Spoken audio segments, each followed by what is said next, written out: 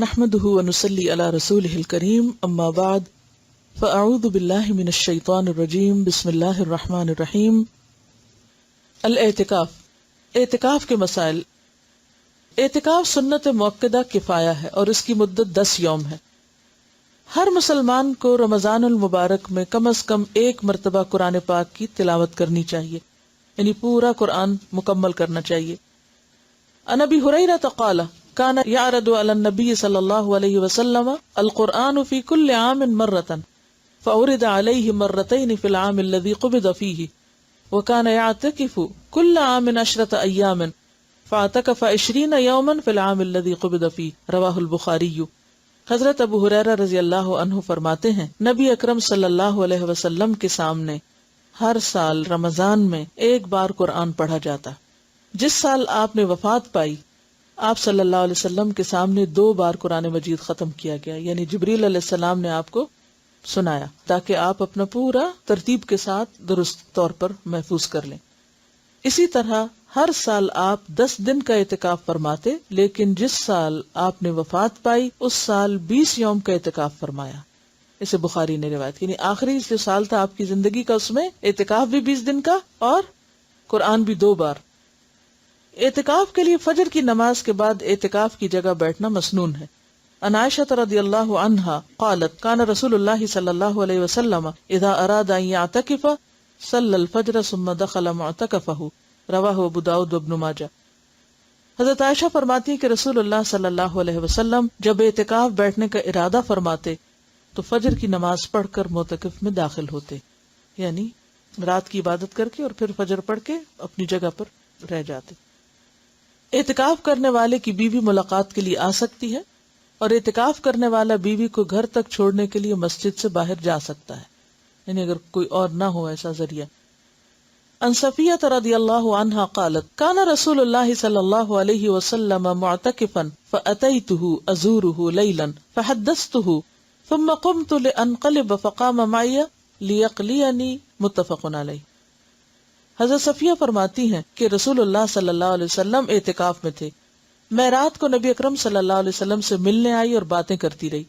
واپس جانے کے لیے اٹھی تو نبی اکرم صلی اللہ علیہ وسلم مجھے چھوڑنے کے لیے اٹھ کر کھڑے ہو گئے. اسے بخاری اور مسلم نے روایت کیا ہے. مردوں کو اعتکاف مسجد میں ہی کرنا چاہیے کیونکہ قرآن پاک میں آتا نا وَأَنْتُمْ عَاكِفُونَ فِي الْمَسَاجِدِ. رمضان میں اعتکاف کے لیے روزہ رکھنا ضروری ہے، یعنی اعتکاف کے ساتھ روزہ شرط ہے.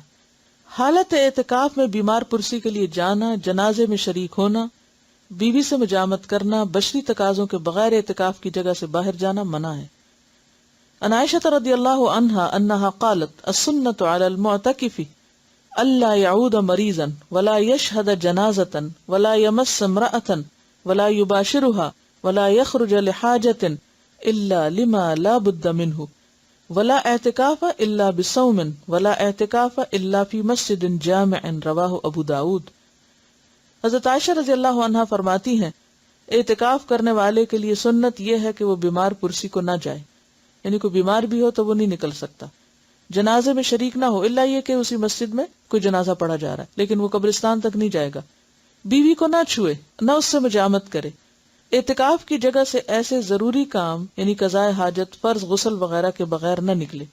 اگر مسجد میں ٹوائلٹ نہیں ہے یا نہانے کی جگہ نہیں ہے اور نہانے کی ضرورت پیش آ گئی تو اس صورت میں صرف مسجد سے نکل سکتا ہے، یعنی جس چیز کے بغیر چارہ ہی نہ ہو. اعتکاف روزے کے ساتھ ہی ہوتا ہے اور جامع مسجد میں ہوتا ہے، یعنی یہ مسنون اعتکاف. عورتوں کو بھی اعتکاف کرنا چاہیے. عن عائشہ رضی اللہ عنہا ان النبی صلی اللہ علیہ وسلم کان یعتکف العشر الاواخر من رمضان حتی توفاہ اللہ ثم اعتکف ازواجہ من بعدہ رواہ مسلم. حضرت عائشہ رضی اللہ تعالی عنہا سے روایت ہے کہ نبی اکرم صلی اللہ علیہ وسلم رمضان المبارک کا آخری عشرہ 21 سے 30 رمضان تک اعتکاف فرمایا کرتے تھے، یہاں تک کہ آپ نے وفات پائی. آپ کے بعد آپ کی ازواج مطہرات نے اعتکاف کیا. اس سے مسلم نے روایت کیا ہے. اگر کسی کو اعتکاف کے لیے 10 دن میسر نہ آ سکے تو جتنے دن میسر ہوں اتنے دنوں کا ہی اعتکاف کر لینا چاہیے، حتیٰ کہ 1 رات کا اعتکاف بھی درست ہے، چند گھنٹوں کا بھی کر سکتے. عن ابن عمر رضی اللہ عنہما ان عمر سأل النبی صلی اللہ علیہ وسلم قال كنت نظرت في الجاهلية ان اعتكف ليلة في المسجد الحرام قال اوف بنذرك رواہ البخاری۔ حضرت عبداللہ بن عمر رضی اللہ عنہ سے روایت ہے کہ حضرت عمر رضی اللہ عنہ نے نبی اکرم صلی اللہ علیہ وسلم سے پوچھا، میں نے زمانہ جاہلیت میں مسجد حرام میں ایک رات کا اعتکاف کرنے کی نظر مانی تھی، پوری کروں یا نہ کروں؟ یعنی دور جاہلیت میں ایسا سوچا تھا۔ آپ نے فرمایا اپنی نظر پوری کرو، اسے بخاری نے روایت کیا۔ اب یہاں جو آپ کے ذہن میں سوال آ رہا ہوگا کہ عورتیں کہاں اعتکاف کریں، مسجد میں کریں کہ گھر میں کریں؟ تو بات یہ ہے کہ اعتکاف تو مسجد ہی میں ہے، لیکن اگر کسی مسجد میں یا قریب میں کوئی ایسی جگہ ہے ہی نہیں، یعنی مسجد میں تو عموماً بعض اوقات عورتوں کی نماز پڑھنے کی جگہ نہیں، تو اعتکاف کی جگہ کہاں ہوگی؟ یا یہ کہ جگہ تو ہے لیکن محفوظ نہیں، تو ایسی صورت میں پھر انسان بالکل نیکی سے محروم نہ رہے، گھر میں بیٹھ جائے جہاں اس نے اپنی نماز کی جگہ گھر میں بنائی ہوئی ہے۔ لیکن اصل اعتکاف جو مسنون ہے وہ جامع مسجد میں ہی ہوتا ہے، گھر کی مسجد میں یا اس میں نہیں ہوتا۔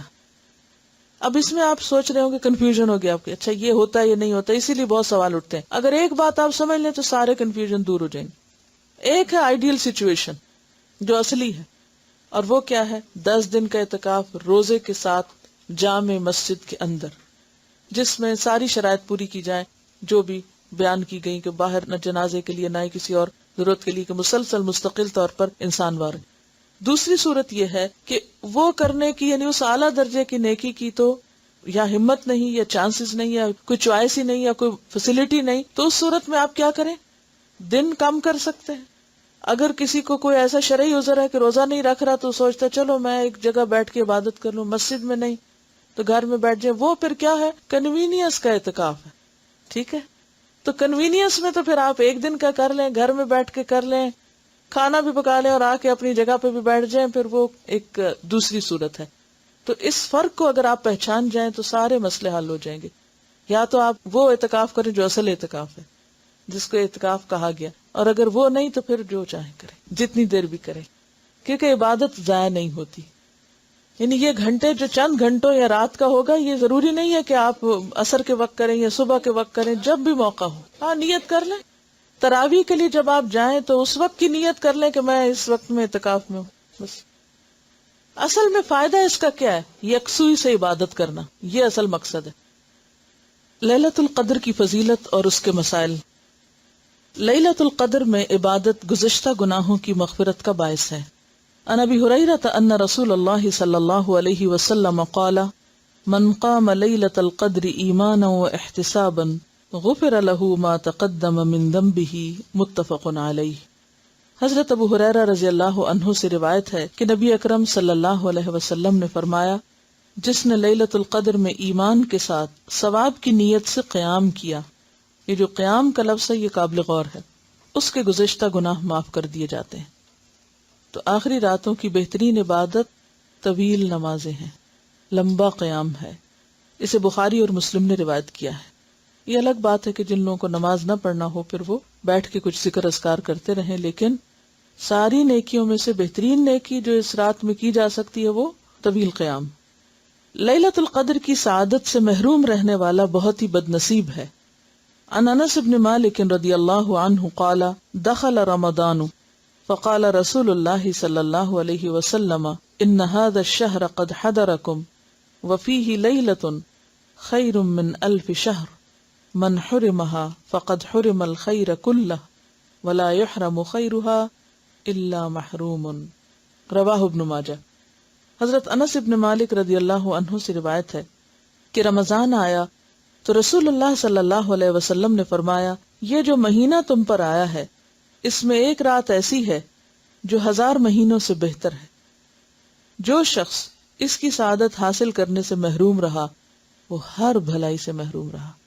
یعنی جس نے یہ چانس مس کر دیا کہ ایک رات کی عبادت 1000 مہینوں کی عبادت سے بہتر، تو پھر اس نے کتنا بڑا موقع ضائع کیا، کتنا بڑا نقصان کیا۔ نیز فرمایا لیلۃ القدر کی سعادت سے صرف بد نصیب ہی محروم کیا جاتا ہے، یعنی جو قسمت والے ہیں وہ اس کو پا لیتے ہیں اور باقی محروم رہ جاتے ہیں۔ اور پاتا کون ہے؟ جو کوشش کرتا ہے، جو محنت کرتا ہے، جو طلب رکھتا ہے۔ لیلۃ القدر رمضان کے آخری عشرے کی طاق راتوں میں تلاش کرنی چاہیے۔ عن عائشہ رضی اللہ عنہا ان رسول اللہ صلی اللہ علیہ وسلم قال تحروا لیلۃ القدر فی الوتر من العشر الاواخر من رمضان، رواہ البخاری۔ حضرت عائشہ رضی اللہ عنہا سے روایت ہے کہ رسول اللہ صلی اللہ علیہ وسلم نے فرمایا رمضان کے آخری عشرے کی طاق راتوں میں لیلۃ القدر کی تلاش کرو۔ اسے بخاری نے روایت کیا ہے۔ تو اس سے کیا پتہ چلتا ہے کہ خاص طور پر طاق راتوں میں اہتمام کے ساتھ عبادت ہونی چاہیے اور صرف 27ویں پر ہی اکتفا نہیں کرنا چاہیے۔ رمضان کے آخری عشرے میں بہت زیادہ عبادت کرنی چاہیے۔ رمضان کے آخری عشرے میں اپنے اہل و عیال کو عبادت کے لیے خصوصی ترغیب دلانا مسنون ہے، یعنی صرف خود نہیں، بچوں کو، گھر والوں کو، اوروں کو بھی اس کی طرف توجہ دلائیں، جیسے میں آپ کو توجہ دلا رہی ہوں۔ عن عائشہ رضی اللہ عنہا قالت کان النبی صلی اللہ علیہ وسلم یجتہد فی العشر الاواخر ما لا یجتہد فی غیرہ، رواہ ابن ماجہ۔ حضرت عائشہ رضی اللہ عنہا فرماتی ہیں کہ رمضان کے آخری عشرے میں نبی اکرم صلی اللہ علیہ وسلم باقی دنوں کی نسبت عبادت میں زیادہ کوشش فرماتے۔ اگر لفظی ترجمہ دیکھیں تو زیادہ فورسفل ہے۔ یجتہد، آپ کوشش کرتے، محنت کرتے، فی العشر الاواخر، آخری عشرے میں، ما لا، جو نہیں، یجتہد، وہ کوشش کرتے تھے، فی غیرہ، اس کے سوا کسی اور میں، یعنی پورے سال کی عبادت ایک طرف اور اس آخری عشرے کی عبادت ایک طرف، یعنی اتنی زیادہ آپ کی توجہ اس عشرے میں عبادت کی طرف ہوتی تھی۔ عن عائشہ رضی اللہ عنہا قالت کان رسول اللہ صلی اللہ علیہ وسلم اذا دخل العشر شد مئزرہ واحیا لیلہ وایقظ اہلہ، متفق علیہ۔ حضرت عائشہ رضی اللہ عنہا فرماتی ہیں جب رمضان کے آخری 10 دن شروع ہوتے تو رسول اللہ صلی اللہ علیہ وسلم عبادت کے لیے کمر بستہ ہو جاتے، کمر باندھ لیتے، جیسے ہم کہتے ہیں نا کمر کس لو، راتوں کو جاگتے اور اپنے اہل و عیال کو بھی جگاتے، یعنی گھر والوں کو بھی ساتھ شریک کرتے۔ اسے بخاری اور مسلم نے روایت کیا ہے۔ آخری عشرے کی تمام راتوں میں جاگنے کی فرصت نہ پانے والوں کے لیے لیلۃ القدر کا بھرپور ثواب حاصل کرنے کے لیے 2 اہم احادیث، یعنی اگر کسی میں اتنی ہمت نہ ہو یا ایسی مصروفیت اور مجبوری ہو کہ پورا آخری عشرہ اعتکاف نہیں کر سکتے یا خاص عبادت نہیں کر سکتے، تو پھر وہ کیا کریں۔ عن ابی ذر رضی اللہ عنہ قال قال رسول اللہ صلی اللہ علیہ وسلم انه من قام مع الامام حتى ينصرف كتب له قیام لیلۃ، رواہ الترمذی۔ حضرت ابو ذر رضی اللہ عنہ کہتے ہیں رسول اللہ صلی اللہ علیہ وسلم نے فرمایا جس نے رمضان میں امام کے واپس ہونے تک امام کے ساتھ قیام کیا، یعنی با جماعت تراویح ادا کی، اس کے لیے ساری رات قیام کا ثواب لکھا جائے گا۔ اسے ترمذی نے روایت کیا ہے۔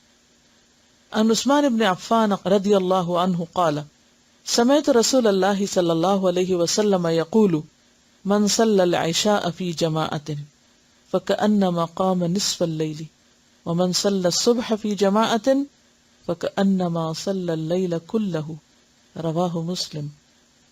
حضرت عثمان بن عفان رضی اللہ عنہ کہتے ہیں میں نے رسول اللہ صلی اللہ علیہ وسلم کو فرماتے ہوئے سنا جس نے عشاء کی نماز با جماعت ادا کی اس نے گویا نصف رات قیام کیا، اور جس نے نماز عشاء با جماعت ادا کرنے کے بعد صبح کی نماز با جماعت ادا کی اس نے گویا ساری رات قیام کیا۔ اسے مسلم نے روایت کیا ہے۔ رمضان المبارک میں رسول اللہ صلی اللہ علیہ وسلم کثرت سے تلاوت قرآن اور انفاق فی سبیل اللہ فرمایا کرتے تھے، یعنی نماز کے بعد 2 مزید نیکی کے کام کیا ہیں؟ قرآن کا کثرت سے پڑھنا، اور تلاوت کا معنی آپ سمجھتے ہیں اچھی طرح، اور انفاق فی سبیل اللہ کرنا، یعنی تلاوت سے مراد صرف ختم پہ ختم کرتے جانا نہیں بلکہ سمجھ سمجھ کے پڑھنا بھی۔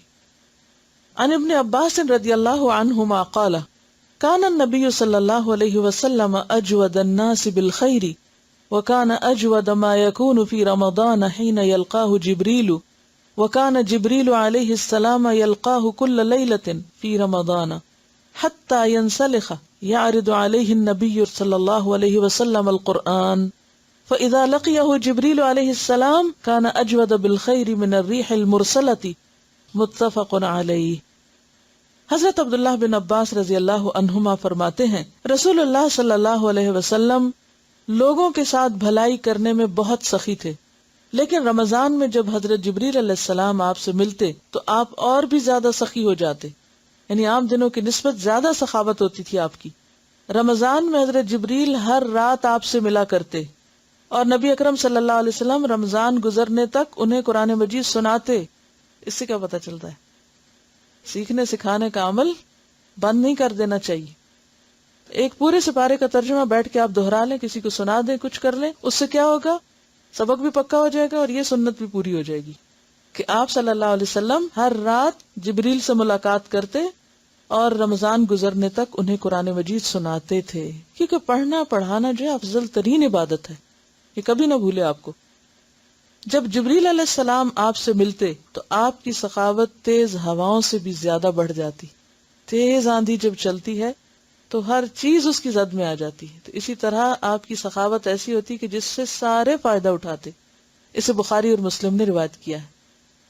لیلۃ القدر میں یہ دعا پڑھنا مسنون ہے، یعنی خاص طور پر ہر رات نمازوں کے درمیانی وقفے میں اٹھتے بیٹھتے کثرت سے یہ دعا پڑھیں۔